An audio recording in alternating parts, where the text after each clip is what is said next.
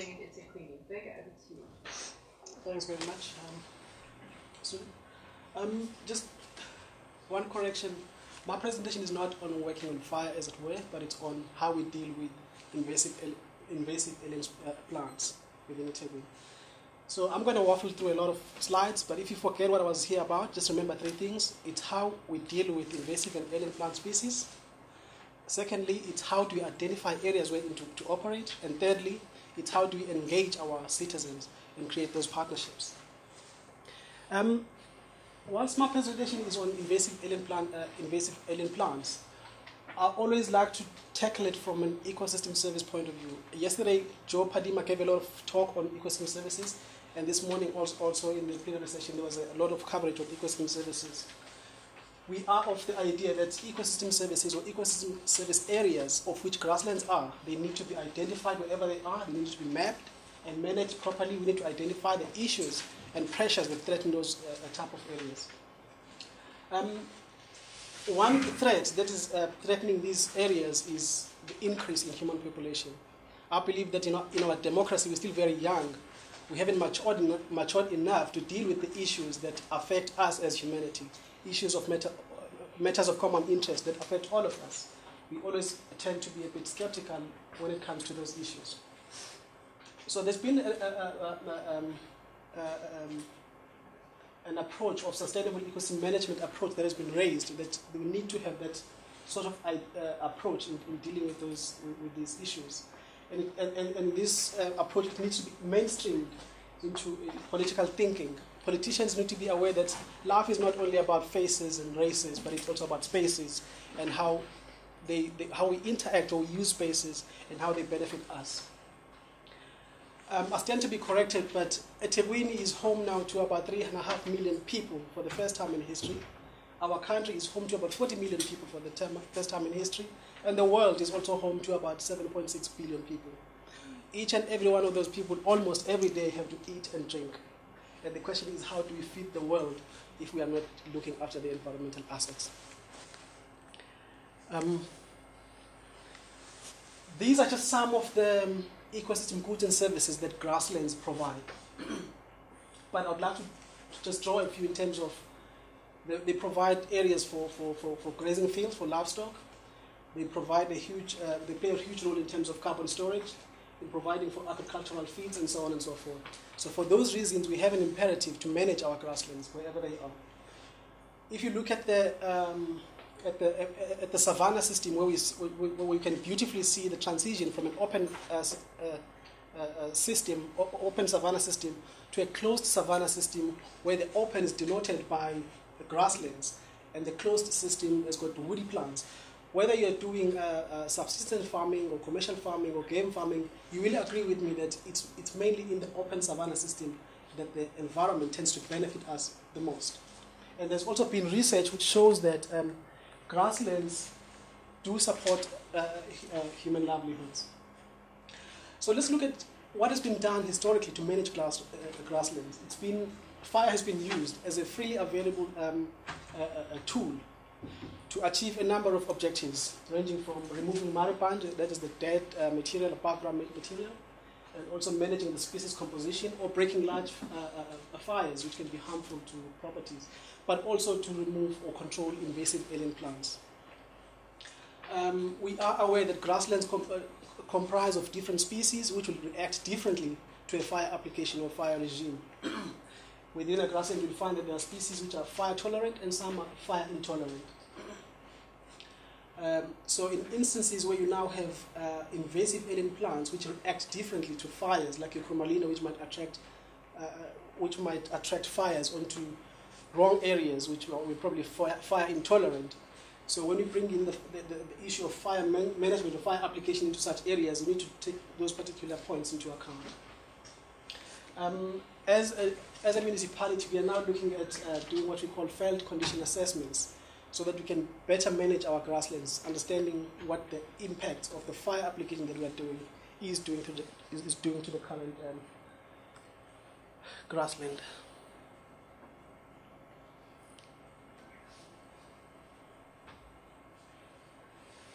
So what have we done then? As a municipality, because we do not have the manpower to do this ourselves, we have employed an implementing agent in the form of Integrated Fire Management Services, who trade by the name of Working on Fire. Most of you would have seen that logo at that side. That is who we have employed as our implementing agent. Working on Fire specializes in the control and eradication of invasive alien plants. That is why we've chosen them. And they also contribute to the national vision of boosting economic empowerment and skills development. Working on Fire does not only operate within eThekwini, but it also operates in KZN and also in other provinces within the country.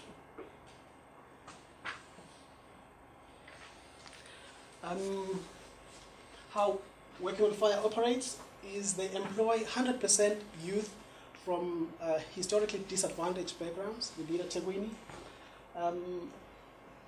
Currently they have about 60 members, and they have one base in New Germany, or Pinetown. Like I've said, they specialize in the control of invasive alien plants through fire, hand pulling, biological control or biocontrols, mechanicals where they use chainsaws and stuff, and also herbicide application.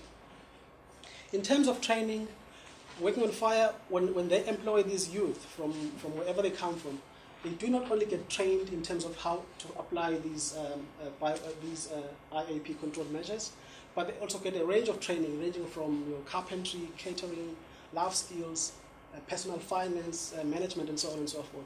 So that when people leave Working on Fire, they are much better persons than they were when they started, and they are much more employable. And there's also a team which is called the High Altitude Team, which works on cliff lines and also slope areas. This particular team is a world credit in terms of the training qualification that you get. They've got IRATA. And as a result, there's a very high turnover in the particular team. They get taken by NGOs and so on and so forth. So there's a very high turnover in terms of the team, which is also good for the contribution. Just going down in terms of training, like I've said, there's training on machinery and timber processing, chainsaw handling, and from the timber that they collect from the field, they manufacture coffins, which are selling at a very cheap rate, like 400 rand a casket, and so on and so forth. By that, I'm not trying to promote or encourage homicides, but coffins are quite cheap. They also get trained on fire application, and they get that confidence on dealing with fire, which is a very sensitive tool. They do have a very strict policy on human safety and also avoiding spillages in the environment, which is something that we hold quite dearly. Now, in terms of selecting the areas wherein they operate, we use the systematic conservation plan to identify high biodiversity areas. And there's a lot of interaction between the different branches within the municipality.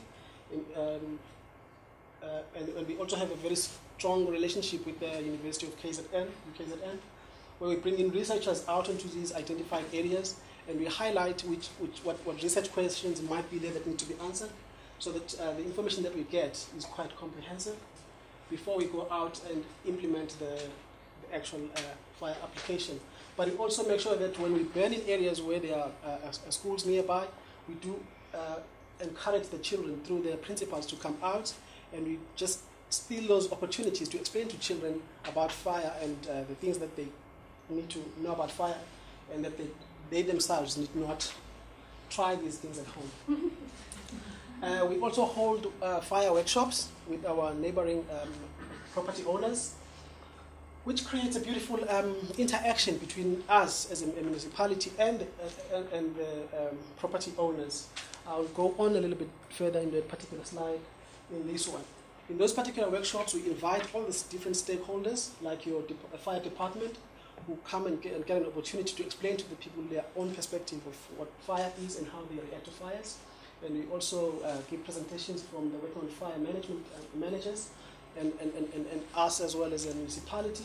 And it provides a platform for these property owners to voice their own expectations and concerns around these fire applications in their areas.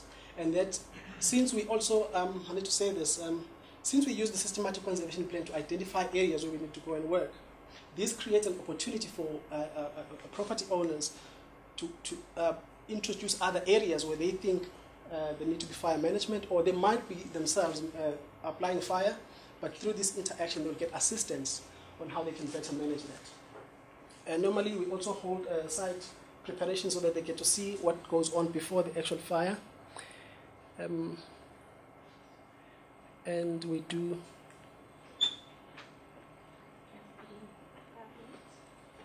love fire demonstrations so that they can appreciate the intricacies that go in before a fire is actually applied.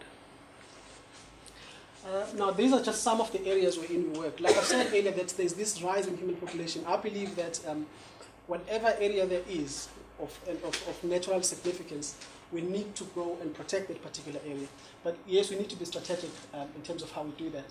Now, in terms of eThekwini, you might think that this is nothing, but we keep getting new areas through our land acquisition where the municipality purchases land from private landowners, and those areas get to be incorporated into our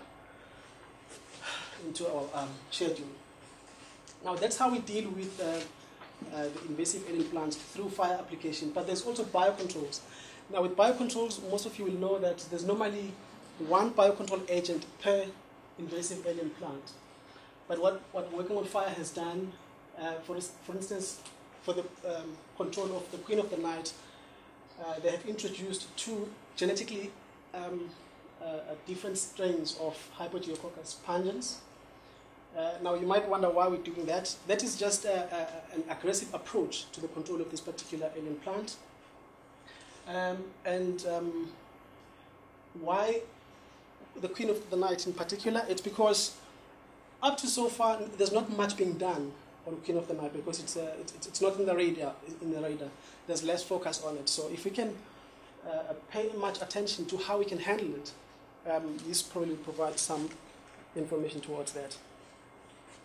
These are just some of the pictures resulting from the attacks of those biocontrols on the Queen of the Night here, and also the Kariba weed, which forms this carpet on our water surfaces, and thus blocking the sunlight and affecting the dynamics within the river system.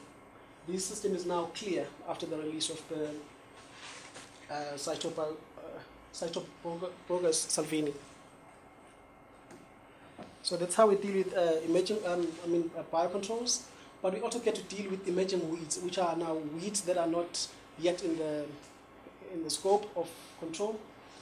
For instance, in this particular one, we work a lot with the early detection and rapid response unit of the SANBI. For instance, last year there was a significant reduction in one of the species, the emerging weeds, which was the lollipop climber, or Diplocylus palmatus, through that particular interaction. So that's how we deal with emerging weeds, but we also deal with our own species which are invading, like the bracken fen. Now, bracken fen, like all other fens within in this country, they're all protected, but bracken fen, because it now invades, it's been excluded from that protection. So as a result, then we can deal with it in terms of interfering with its population or dispersal. Finally, just some of the challenges that Working on Fire faces. We work a lot with areas which are adjacent to private owners. So there's a lack of support and appreciation as to why we're applying fire. For instance, you can imagine some people have got very highly priced properties with thatch roof on grassland. So if you come and apply fires in those particular areas, people are not going to take very well. So there's that concern. There's also issues with rainfall frequencies. Working on Fire has got a strict schedule to work on. In some other cases, they do not get the permission to go and burn. So there's pressure created there where people expect Working on Fire to be out in the field and doing stuff, but they cannot because permission could not be granted. And also the risk that I've already touched on. And yeah, that was the end of my talk. That is the Working on Fire.